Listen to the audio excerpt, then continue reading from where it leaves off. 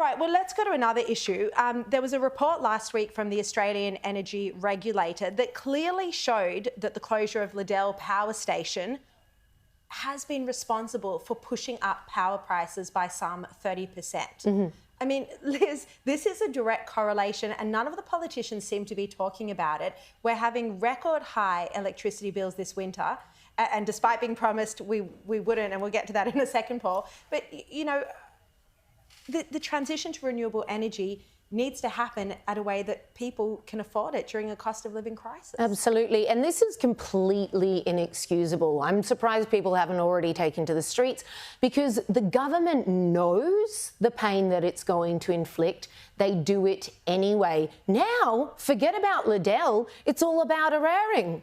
Like, they're responsible for New South Wales. 20% of our entire energy comes from that one plant, and all they can do is talk about how quickly they can close it, and we're on target to close it, and even if we aren't, we're going to do it. People are already suffering to pay their power bills. It's only going to get worse, and the government keeps on saying ridiculous things like, oh, but it's going to get cheaper and renewables are going to be cheaper, and so we're just going to suffer until we can build it up enough. We haven't seen any return on investment for the millions that has already been sown into the subsidies, into the building of all this. Now we've got things like farmers forming a coalition to make sure that their land isn't co-opted by government for these new, high voltage renewable transmission lines. It's utterly ridiculous. We don't even need a new grid. We only need it because the one that we have isn't fit for purpose for renewables, which we don't need if we just stuck with perfectly good baseload power that is cheap and reliable. I think that anyone who's talked about this for 10 years like we all have, and anyone who's been watching it and living it like you have, you know that the logic is to go from one complete power grid to another one's going to cost a lot of money. Yes. Pretty obvious that you, the customer, is going to have to pay it, or you, through the government's going to have to pay it. What particularly annoys me is that the cost of transition has never been admitted by the people who demand the transition, and the people who have to pay it are just told to shut up. Instead, they turn around and pretend, oh, there'll be a reduction of 275. There'll be 500,000 jobs that'll fall from the sky as we move towards renewable energy. Because what did they learn? They learnt when Shorten didn't have an answer to what's the cost of transition, they lose an election.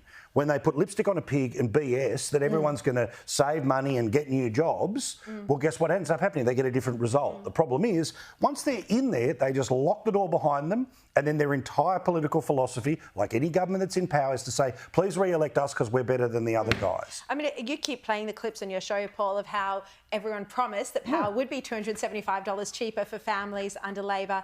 And, you also, speaking of exclusives, you also pointed out that the energy bill relief was coming off for families. Now suddenly all the other media are reporting on that now. But it's hurting people. And as Sam Crosby, who was on before, said, a lot of people were on fixed loans, which come off this year. Very tough for a lot of Australians. But again, sorry, Liz, is that you've got this scenario where how many people are hurting on how many different fronts? We had a chance to keep $1,500 of our own money. This government made a decision to save $3 billion to get us, from $17 to $20 billion in the surplus that they have.